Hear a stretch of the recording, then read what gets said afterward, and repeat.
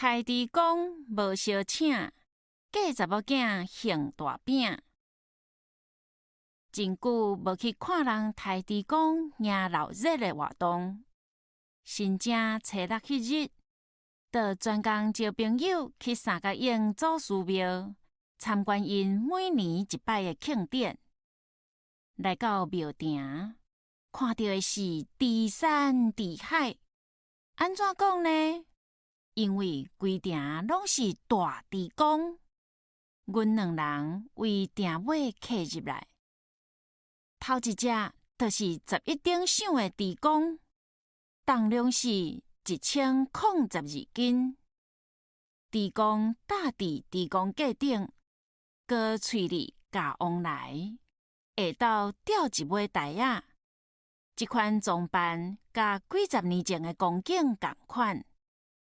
阮渐渐客到头前排，看到一顶赏的大猪公是1517斤，搁越头看到迄边也有特顶赏的猪公，阮袂得了解到底是啥较大，就客去甲看卖，伊是1543斤，代志清楚，特顶比一顶较大，阮两个装脚怂才笑笑离开。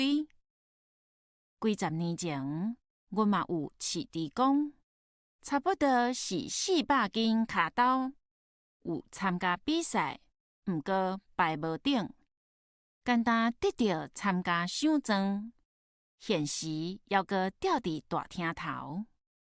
台猪公拢会请亲戚朋友来食猪公肉，食煞主人家会送人客一条猪公寮，互人客早转去食平安。安尼是有食阁有掠，所以才有一句话讲：台猪公无相请，嫁查某囝行大饼。这句话意思是讲，好康的代志惊人知，想要独得，若爱别人斗出钱出力的所在，就红贴仔四界野。咱的话语里，人客送礼互主人是送，主人送礼互人客是行。查某囝过定行大饼，收到大饼的亲友，就爱甲人添庄。主人用一块大饼得到贵重的添庄，安尼是节仔钓大代。啊若请人食猪公肉，若无礼通收，阁着送人一块猪公寮，来气拍差几若百。